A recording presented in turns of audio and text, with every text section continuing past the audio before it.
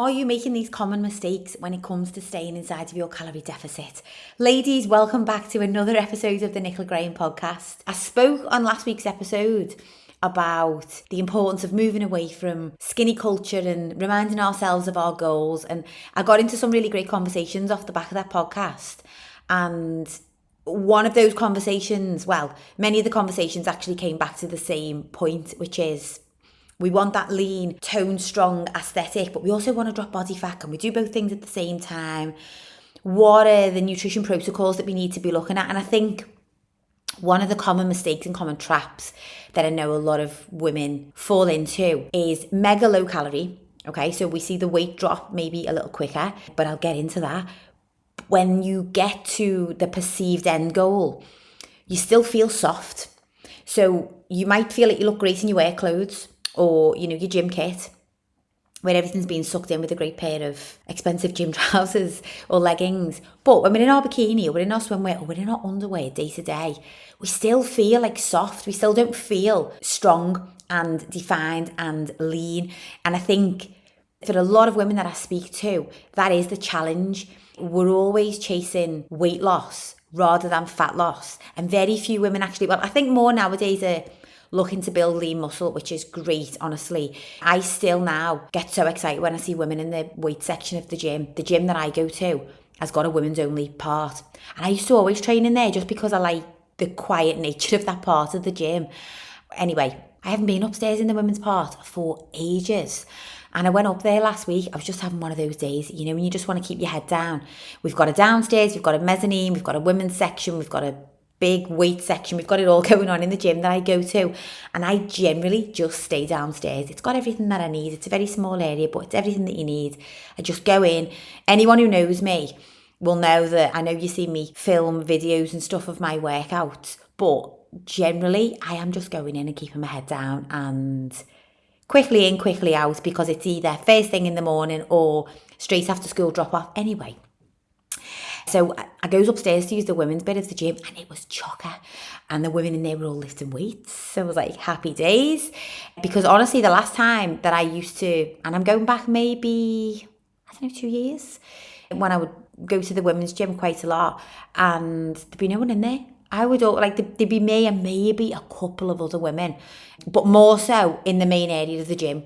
When I see women and they're just getting in there amongst the fellas on the bench next to the guys, it's like, yeah, this is how we need to be training to get to that aesthetic. But let's focus in on the nutrition side of it today, because if the lean, toned, strong aesthetic is what you are looking to achieve, and it's that, sometimes I hesitate and pull myself up on talking about building muscle, because I know that there's still this misconception that is going to mean that you get bulky. And most women are like, but I don't want big arms and I don't want big this, that and the other.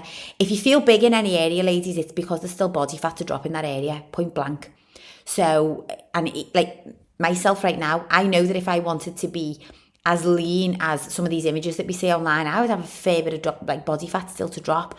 The majority of us are carrying more than we realise. But the important part is that consistently we're progressively lifting a little bit heavier to build that lean muscle, which is going to give us that look of definition. So in answer to the question, first of all, that I am asked quite often, can we drop body fat and build muscle at the same time? It really depends on your starting point, I would say. If you're a complete novice, then yeah, we can get away and we can start to drop body fat. As long as you're eating enough protein and adding enough stimulus to the muscle, you will be in a primed position, because you are in the starting early phases. Maybe you're new to weight training, so your body's in primed position to adapt. And then as we get sort of more into the nitty gritty, and maybe you've just got that last couple of pounds to lose, or you've got skin in the game and you've been training for a long time, that's where I would normally say, okay, let's focus on 2 phases here. Let's focus on fat loss, and then we're going to go into more of a maintenance calories, muscle building. Anyway, I digress. If you are at the stage now where it's like, Nick, I would just love to get to that position by summer where I've dropped body fat to where I am now, but I also feel a little firmer. I don't want to just drop the weight the way I do every year, and I still feel soft. And actually, I go on holiday, we have the time off with the kids, whatever it is, and the weight just weirdly seems to come back on. in the blink of an eye, and I'm in the same cycle every year. And as we know, if you are losing muscle every time that you are attempting to lose weight, then when you regain the weight, ladies, you're putting yourself in a position where your body fat percentage has now gotten higher. Because, and I'll break that down. So if you are striving to drop, let's say 10 pounds, okay, and you lose 5 pounds of muscle and 5 pounds of body fat. But then when you regain the weight, you regain 10 pounds of body fat. Well, then there's your body fat percentage has just gone up. So it's the same 10 pounds that's fluctuated. You've lost 10 pounds, you've gained 10 pounds. The scale weight is just giving you the same numbers, but internally you lost muscle in that first round of fat loss. So now when you regain the body fat, by default, you have more body fat than when you started. And that's why, you know, the way we say to ourselves, like, it feels harder.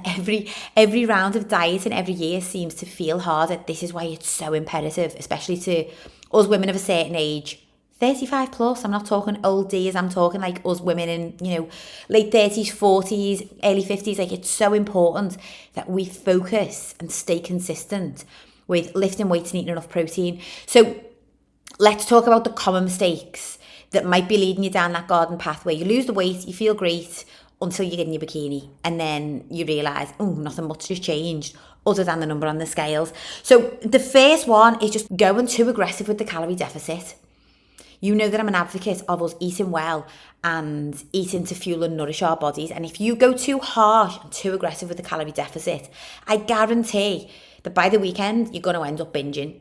We know the cycle, and then we tell ourselves that it's because of our environment of the weekend. So we tell ourselves, well, it's because I was socialising, it's because my hubby brought in the takeaway that I hadn't planned for, it's because I ended up eating food off the kids' plates, and it's nothing to do with the calorie deficit, it's just my willpower's rubbish. No, it's the calorie deficit is too aggressive. Monday to Friday, so you are battling through it, and you're binging over weekend, and you can't put your finger on why, and we blame the weekend in inverted commas. The weekend, it's 2 days of the week. It doesn't matter to me whether you eat the pizza or whatever it is, the indulgence that you plan for the week. It doesn't matter to me whether you eat it on a Tuesday, whether you eat it on the Saturday night. It's almost like we give days of the week a personality, and to some degree it's just the culture that we're in. But Monday, everything's got to be perfect, as we know. Saturday, we can relax a little bit more. Friday, we can have the glass of wine. Sunday, we're going to reset and recharge, and we've got these like frameworks for the week. So we identify, and a lot of the time we match up our eating habits and behaviours to go alongside that. I want you to break that narrative. I don't care if it's Saturday. If you are striving to stay within inside of your calorie goals or to meet a specific goal, then we're going to approach Saturday from a nutrition point of view the way we do every other day of the week. But if every other day of the week is very heavily restricted, you are not going to want to do that on the Saturday, because Saturday is the day that you get to break the routine and feel a little free from the work cycle. Now, when it comes to food, obviously from like a social perspective, ladies, we're going to feel a big difference Saturday come Monday. Of course we are, if you work a typical Monday to Friday. But when it comes to nutrition, we don't want to be deferring all that much. If you're genuinely trying to get through a phase of dropping body fat and get out the other side, consistency across the board is what we want. So too aggressive from the offset is no good. Instead, you want to be figuring out your maintenance calories. And again, I can always help you with this, but you want to figure out your maintenance calories, and then you want to come in about 300 to 500 calories under that number. And that is based on stress, menstrual cycle, and a couple of other factors that we look at. I'll just emphasize that part about stress. If you are leading a very stressful lifestyle right now, or you consider yourself to be someone who is under high stress, high anxiety, we maybe don't want to go for that 500 calorie deficit and add more stress to the body. Instead, we would rather that you are able to sustain a 300 calorie deficit. You're still going to see progress. And actually, we help to better regulate your hormones in that process, because we're looking at quality nutrition and all of the other stuff. And in turn, we manage the stress alongside that. And then maybe we can dig a little bit deeper into the deficit. Number 2, and I've already mentioned this, but it is under eating on protein. So a lot of the reason as to why women will still feel soft when they've lost the weight is because we haven't really built muscle along the way. And we like to think that we have, because we're going to the MetFit and we're going to Box Fit and we're going to the classes, or maybe you're going into the gym and you're lifting weights, maybe you're working out from home. But if you're not eating enough protein, your body physically cannot build muscle. There's 2 parts to this. In fact, there's more. There's 3 moving parts to actually being able to build muscle, and that is putting your body under a stimulus to cause adaptation, i.e. weight training, resistance training, adding resistance to the muscle.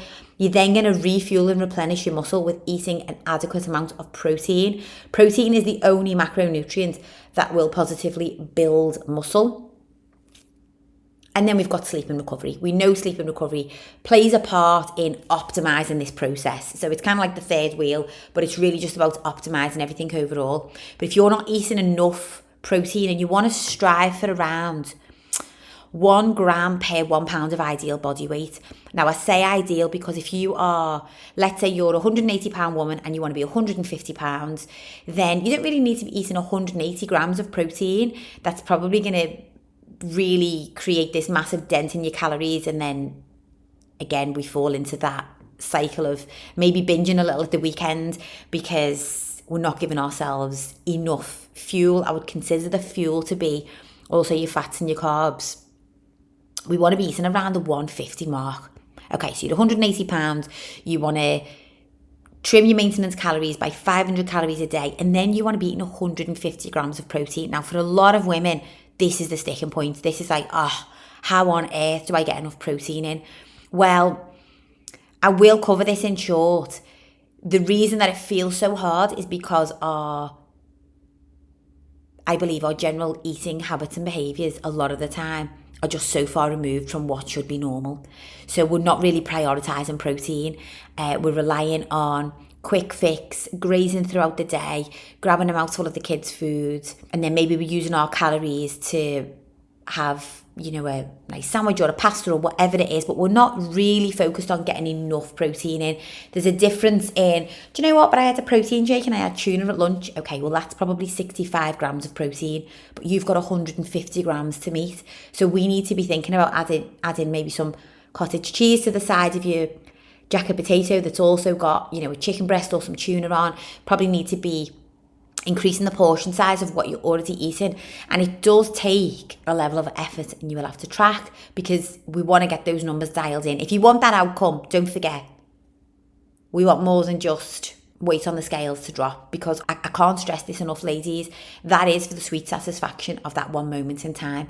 And we've all been there. The number goes right back up unless we lose the weight in a way that guarantees that it's body fat that we're losing. And just to interject with the reminder that if you are building lean muscle, which hats off, high five, like that is the gold standard right now, but that will also create a bit of a nuance on the scales, because we know that as you are building muscle mass, and it's very hard to build muscle, so if we're not seeing any difference on the scales, we definitely don't want to assume that it's it's all muscle built. Building muscle takes time, perseverance, consistency, but it definitely can impact. And this is why I would also say just keep a track on measurements. Specifically, if there's a certain area of the body, whether it's thighs or your waist inch measurements or around your hips, that you are looking to progress on, but also your progress photographs. And that age old, like how your clothes fit is genuinely the greatest marker of progress. It really can be, because as your body starts to change and progress in line with weight training and eating enough protein, it might be that the transformation shows up in your clothes and on photographs faster than it shows on the scales. Third one is you looking at your calories as in like every single day has got to be specifically the same numbers met. So the same amount of calories, and this all or nothing perfectionist mentality, a lot of you will relate to this. Then if you can't get all of your calories met in that day. So I'll often get the question, I wasn't really hungry enough to eat it all, Nick. Because as you know, my clients are not starving themselves. So what should I do? Should I eat anyway? And I'm like, no. We're trying to encourage you to listen to your body and be a little bit more intuitive. So if you're not hungry, I definitely don't want you going against that. If you're in a fat loss phase and you're not hungry, then unless it's a very specific case, as in you are the woman who doesn't eat all day and then binges of an evening, okay, maybe I'm going to encourage you to start eating breakfast and lunch, yes. But you get to the end of the day, you've got 200 calories left. No, you don't need to eat anything before bed to meet your calories. Likelihood is you're going to want them 200 calories for somewhere else in the week. And I want you to think about your calorie allowance like a bank balance. So over the course of the week, and again, the pizza on the Monday night, or, the lunch out with friends on the Thursday. Like, we're just going to use it with flexibility, but don't get yourself into that trap of overspending. Don't get yourself in debt with your calories. Know your own habits, behaviours, traits best. It's easy to say, do you know what, I'm just going to overeat today and tomorrow, and then I'll just pull it right back. Again, as best that we can, we want to try and keep it under some level of control, and it just all goes back to having a plan for yourself. If you know that the networking dinner on Thursday, or the pizza out on Monday, or the kid's birthday on Wednesday, or whatever it is going to mean that you're going to be eating differently and likely going over calories, plan for that and then just pull it back elsewhere in the week. It might mean that over weekends, we've got to be a little bit more scarce on calories. It also might mean that your weekends, if you are going to be a bit more indulgent, then we might want to bank a few calories. I wouldn't recommend banking too many for the weekend, as in we pull it right back. So we fall into that trap of the first point that I made. We're eating far too low calorie midweek because we're banking them, in inverted commas, for the weekend. Like, I've definitely worked with women in the past, and this has been something that I just see as a habit and behaviour from the onset, is under eating during the week, but then largely underestimating what they're actually eating over the weekend, because in our minds we're like, I've got an extra 500 calories. It's like, that's really not that much, the grand scheme of things. You go out for a pub lunch and you order chips on the side of your regular meal, there's your 500 calories spent. So anything else on top of those chips, the ice cream, the glass of Prosecco, the nibbles when you're watching Britain's Got Talent or whatever it is, that's all surplus. We still want to be calculated in our choices, but we can make it work like a bank balance.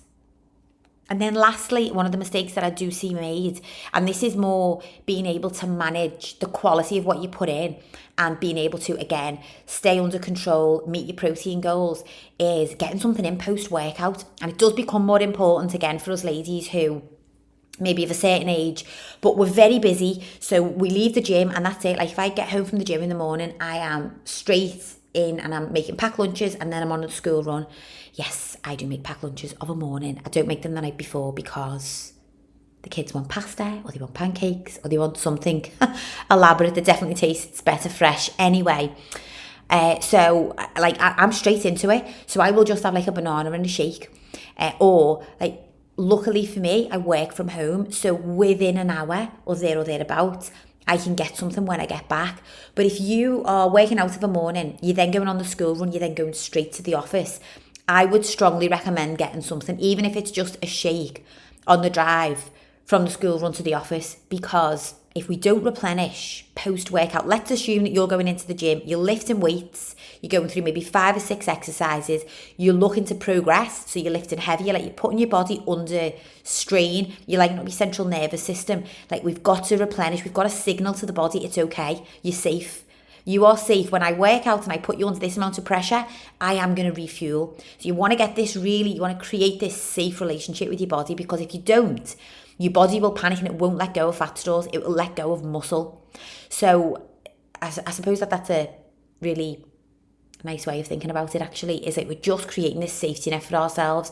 And I know a lot of women, again, they don't have that feeling of safety. It's actually a fear of like, but if I eat, then I won't be able to eat late on tonight, and I know my own habits and behaviours, and I'm a late night snacker. So in the back of my mind, a lot of women, in the back of your minds, you leave calories for late on in the night because you want to be able to meet that habit that you've always done.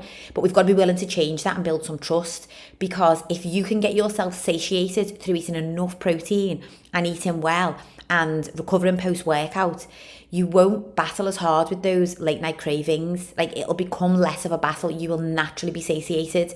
And I know for a lot of women that feels like almost impossible. Like, we can't even imagine getting to that point. But of course it's doable. Of course it is. Maybe we've just never approached it in the right way before. So I'm hoping that this has helped some of you who might be wanting to get after that goal, you feel as though you're going down that same old route that you always go down, and it's going to end up in a crash diet with you hitting that goal number eventually, maybe the day before you step on the flight for holidays or whatever it might be, and 5 days into the holiday you're going to feel bloated and like it's all going back on.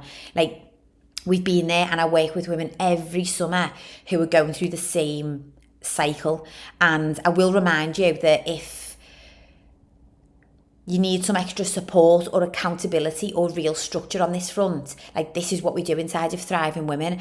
And the important part really about doing it this way, ladies, is not only are you going to drop the body fat, but you will be able to sustain the results because we're doing it through better habits, better behaviours, better nutritional choices. The outcome to that becomes a way of eating, which becomes a part of the way that you live, aka the lifestyle. So I'm hoping that this has helped. But if, as always, you do have any questions, comments, feedback, anything else that you'd like more specifics on, let me know. If you struggle to get your protein in, head to the Thriving Women community. We have got the meal builder. We've got the high protein meal ideas. We've got your high protein snacks. If you are keen on getting started and not just listening to these podcasts, but actually taking action and becoming part of the community and getting your own nutrition goals mapped out, then click the link in my bio or below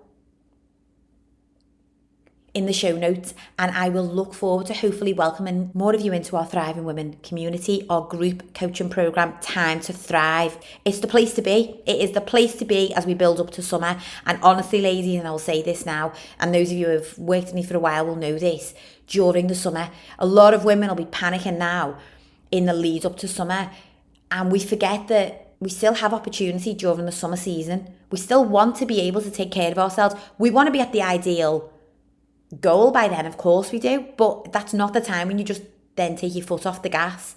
It's an evolving process. We've always got skin in the game, ladies, but the quicker that you get that skin in the game, the quicker you're going to see results, the more confident, comfortable and able you're going to feel throughout the summer months. And as early on as we can build that self-trust, the better. Thank you for listening as always, and I will catch you ladies on the next episode of the podcast.